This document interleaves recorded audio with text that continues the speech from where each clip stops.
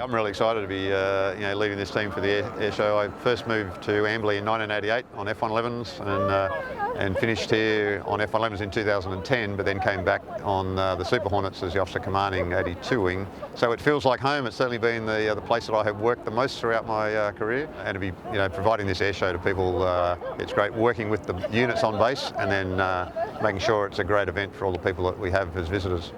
A typical planning cycle takes up to 2 years. This event was actually scheduled for last year, but with COVID we lost a year, so it's actually been in planning for 3 years, which has been good. We've managed to refine it and we've ended up with a great product and a great event. The planning team we have in the airshow team consists of traffic and parking is one of the biggest concerns and the thing we put the most effort into.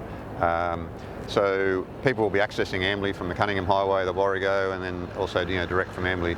So we put a lot of thought into what that will mean in terms of which base, what car parks we're using. We've got temporary car parks being levelled down near the airshow site. Entry, ticketing, bag checks, all the normal things you see at any event. And of course, we've also got the flying and the considerations of that as well. We'll have a range of aircraft on display down on the cross runway here. Everything from the largest aircraft we have down to small training aircraft and everything in between.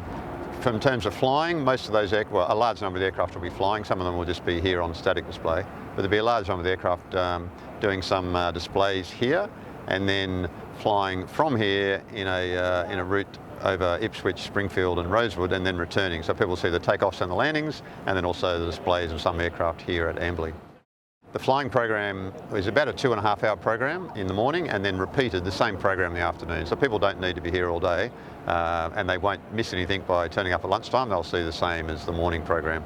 Every aircraft we have on display will have members from that squadron there, and we really enjoy doing that. The public always has great questions. They recite stories of the last time they saw that aircraft or a similar one, what their uncle, their grandfather used to fly. It's a great community spirit, and we really enjoy talking to people and see what interests them, and then passing on what interests and motivates us. The aircraft will just be protected just by a low fence, but people will be within about 10 metres of the aircraft, certainly close enough to get a good look at it up close. We won't be able to put people in the aircraft for the fighter type aircraft. For the larger ones, like the C-17, we see over here, the big transport aircraft, they'll have their doors open and the ramp down, so people will be able to walk through the great cavern that is the cargo bay of the aircraft. Yeah, I think when people attend the Air Tattoo here at Amberley and feeling part of, they've seen the majority of the Air Force on display and have met a great range of people in the Air Force of what it means to the Air Force people, and also what it means to our visitors.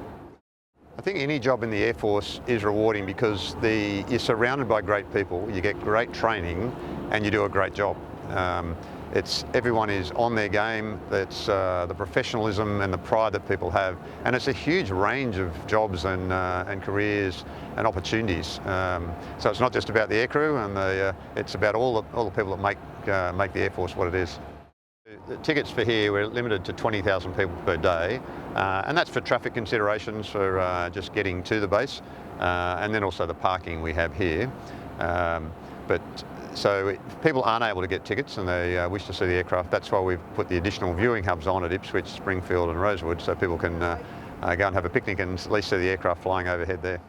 Tickets for the Amberley portion will go on sale on Wednesday the 20th of July via the airforce.gov.au website. The ticket prices are only $10 each, flat rate per person, or $40 for a group of 5. And then children 5 years and under are free of charge and do not need a ticket.